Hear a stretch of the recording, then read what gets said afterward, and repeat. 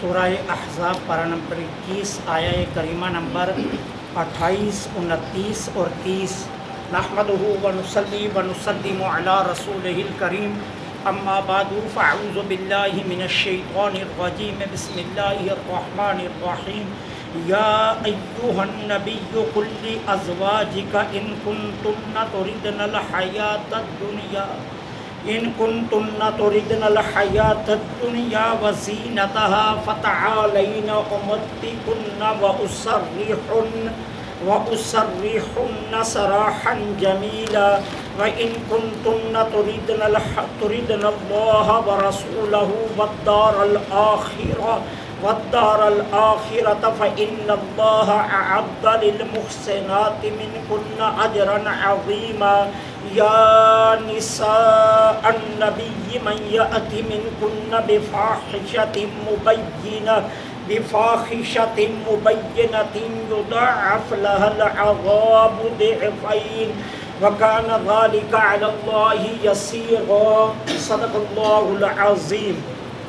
یا ایوہ النبی، اے نبی، قل فرما دیجئے، لازواجک اپنی بیویوں سے، ان کنتن اگر تم چاہتی ہو، تردن الحیات الدنیا دنیا کی زندگی، وزینتہا اور اس کی زینت، فتعالین تو آؤ، امتعکن میں تمہیں مال و متاع دوں، واسرحکن سراحا جمیلا اور پھر تمہیں اچھائی کے ساتھ رخصت کر دوں، وَإِن كُنتُنَّ اور اگر تم چاہتی ہو، تُرِدْنَ اللَّهَ وَرَسُولَهُ اللہ اور اس کے رسول کو، وَالدَّارَ الْآخِرَةَ اور آخرت کے گھر کو، فَإِنَّ اللَّهَ تو بے شک اللہ عز وجل اعد اس نے تیار کر رکھا ہے، للمحسنات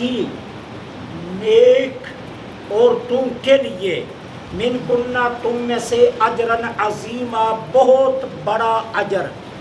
یا نساء النبی، اے نبی کی بیویوں، من یاتی من کنہ جو لائی تم میں سے، بالفرض بفاحشۃ مبینہ کوئی کھلی نافرمانی، یضاعف لها العذاب ضعفین تو اس کا عذاب دگنا کر دیا جائے گا، وَكَانَ ذَلِكَ عَلَى اللَّهِ يَسِيرًا اور یہ اللہ پر بہت آسان ہے۔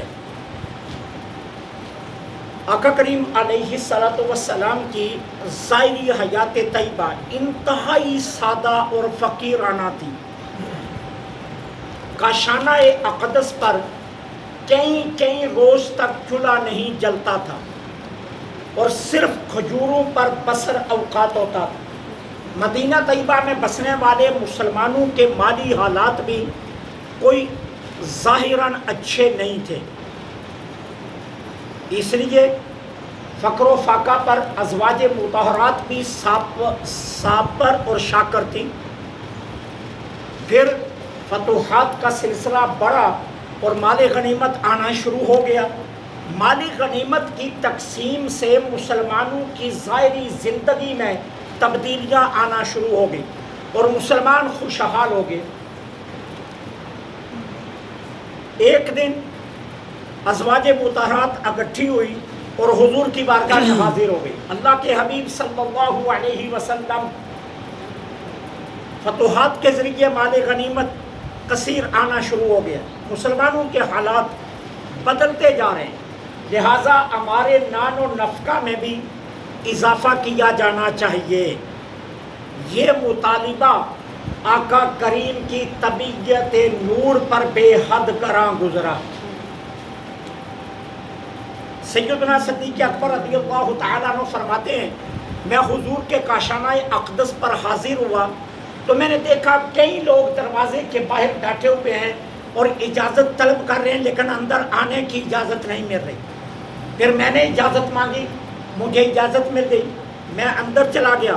پھر حضرت عمر بن خطاب رضی اللہ تعالی عنہ آئے، انہوں نے اجازت چاہی تو انہیں بھی اجازت مل گئی۔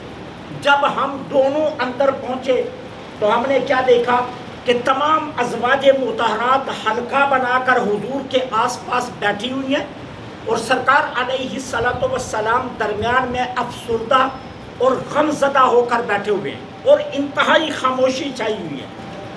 حضرت عمر رضی اللہ تعالیٰ عنہ فرماتے ہیں میں نے حضور کے چہرہ جہاں آرا کو دیکھا تو میں سمجھ گیا کہ کوئی بات ناگوار گزری ہے، لہذا میں نے یہ ارادہ کیا کہ میں کوئی ایسی بات کروں جس کی وجہ سے حضور کے چہرہ انور پر مسکراہٹ آ جائے۔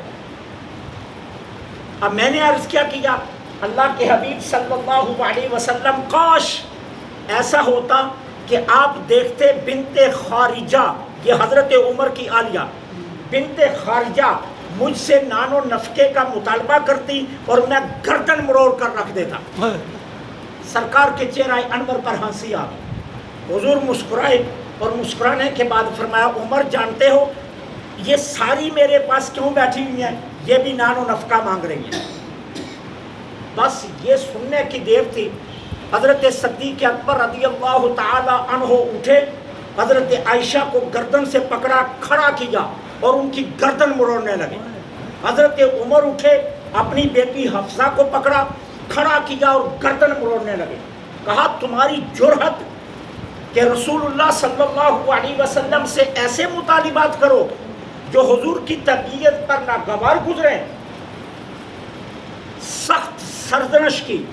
حضرت عائشہ صدیقہ سلام اللہ علیہ نے عرض کیا ابا جان میں اللہ کی قسم اٹھاتی ہوں میں زندگی میں کبھی رسول اللہ سے کوئی مطالبہ نہیں کروں گی۔ آقا کریم علیہ الصلوۃ والسلام نے اس موقع پر 1 ماہ یا 29 دن کے لیے تمام ازواج سے علیحدگی اختیار کر لی۔ یہ وہ موقع تھا جب حضور کے عقد مبارک میں کاشانہ اقدس پر 9 بیویاں موجود تھیں، 5 قریشیہ اور 4 غیر قریشیہ۔ قریشی جو 5 تھیں ان میں حضرت عائشہ صدیقہ بنت ابی بکر صدیق، حضرت حفصہ بنت عمر بن خطاب، حضرت ام حبیبہ بنت ابی سفیان، حضرت زمعہ بنت امیہ اور حضرت ام سلمہ بنت ابی امیہ۔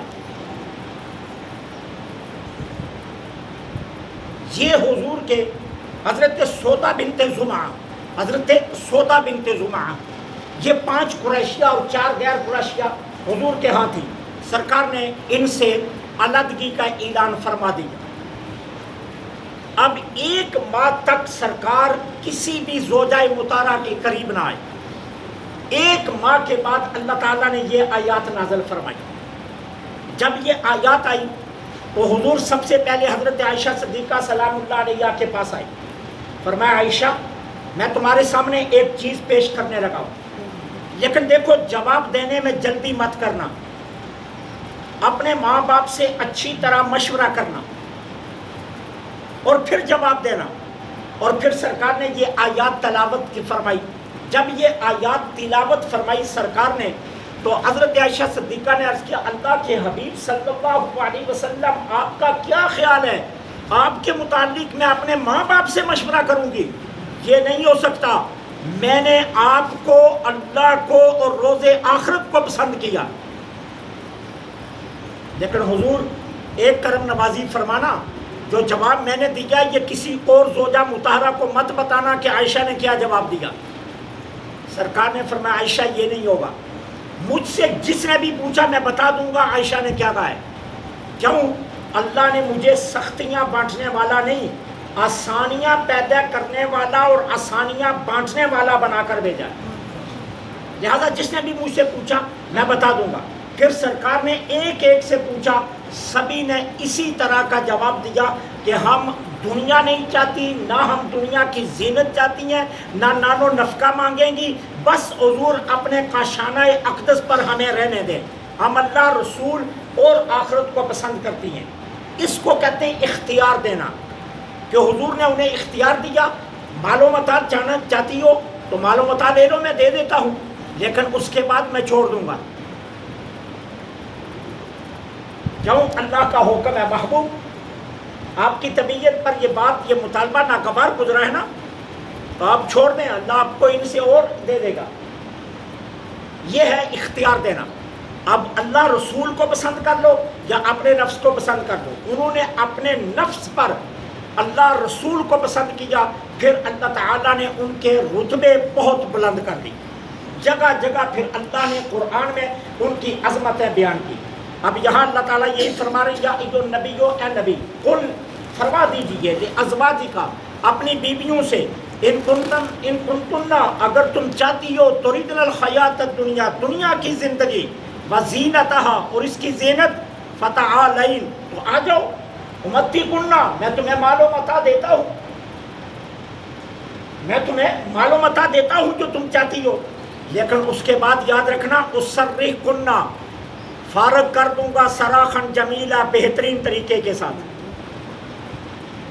وَإِن كُنتُنَّ تُرِدْنَ اللَّهَ وَرَسُولَهُ وَالدَّارَ الْآخِرَةَ لیکن اگر تم اللہ، اس کے رسول اور دار آخرت کو پسند کرو تو یاد رکھو اللہ نے نیکوکار اچھی عورتوں کے لیے بہت بڑا اجر تیار کر کے رکھا. اب یہ ازواج مطہرات کے عظمت کو بیان کر دیجیے. کیوں؟ یاد رکھنا آپ جو بھی عمل کریں گے نا آپ کے لیے اس کا اجر ہے 10 گنا. ازواج مطہرات جو عمل کریں گی ان کے لیے اجر ہے 20 گنا. آپ سے ڈبل انہیں دیا جائے گا ہر اجر پر. کیوں؟ اس لیے وہ محبت وحی ہیں. انہوں نے جبرائیل کو آتے ہوئے اپنی آنکھوں سے دیکھا، ان کی نگاہوں کے سامنے وحی نازل ہوئی. انہوں نے چلتی پھرتی جاگتی اٹھتی بیٹھی کھاتی اور گفتگو فرماتی نبوت اور رسالت کو دیکھا ہے. لہذا اس کی وجہ سے ان کے لیے ذمہ داریاں بھی بڑی ہیں. ہر اچھے عمل پر اجر دگنا ہے ان کے لیے. آپ کے لیے 10 گنا، ان کے لیے 20 گنا ہے. آپ کے 5 نمازیں باجماعت پڑھتے ہیں تو آپ کے لیے 50 نمازوں کا ثواب ہے. ازواج مطہرات اپنے گھروں میں 5 نمازیں پڑھیں گی، ان کے لیے 100 نماز کا ثواب، 20 گنا آپ سے، یعنی ڈبل آپ سے ہوگا. تو کہا اللہ نے تمہارے لیے بہت اجر عظیم تیار کر رکھا ہے. اور پھر انہیں ان کا مقام یاد دلایا. کہا اے نبی کی بیویوں اگر بالفرض تم میں سے کوئی فاحشہ مبینہ لائی. فاحشہ مبینہ یہ ذرا لفظ بڑا قابل غور ہے. فاحشہ مبینہ کس کو کہتے ہیں؟ کھلی بے حیائی کو. اور کھلی بے حیائی کیا ہے؟ گناہ کبیرہ. یہ کیا ہے؟ گناہ کبیرہ ہے کھلی بے حیائی. لیکن یہاں پہ فاحشہ مبینہ کس کو کس کو کہا گیا؟ آقا کریم کی نافرمانی کو. کہ اگر تم نے میرے محبوب کی نافرمانی کی تو یاد رکھنا میرے محبوب کی نافرمانی یہ کوئی چھوٹا گناہ نہیں ہے، یہ بہت بڑا گناہ. ہمارے لوگ تو سنت کو ترجیح نہیں دیتے. ہمارے لوگ یہ سمجھتے ہیں سنت معمولی بات ہے. ہمارے لوگ سنت پر دھیان نہیں دیتے ہیں، فرض کو ترجیح دیتے ہیں کہ فرض بہت ضروری ہے. لیکن یاد رکھنا رسول اللہ کی نافرمانی بھی گناہ کبیرہ ہے. جتنا آپ نماز کو اہم سمجھتے ہیں اتنی ہی اہم داڑھی ہے. کیا آپ کہتے ہیں کہ نماز بہت ضروری ہے، نماز پڑھنی چاہیے، تو کیا 1,24,000 انبیاء نے داڑھی نہیں رکھی؟ کوئی ایک نبی بتائیے جو بنا داڑھی کے ہو. یہ بھی تو اتنی اہم سنت ہے. نماز اہم ہے، جھوٹ بولنا بھی تو بہت بڑا گناہ ہے. نماز اہم ہے فرض، تو رسول اللہ کی سنت بھی اہم ہے. ازواج مطہرات کو کہا جا رہا ہے کہ اگر کھلی بغاوت کیا؟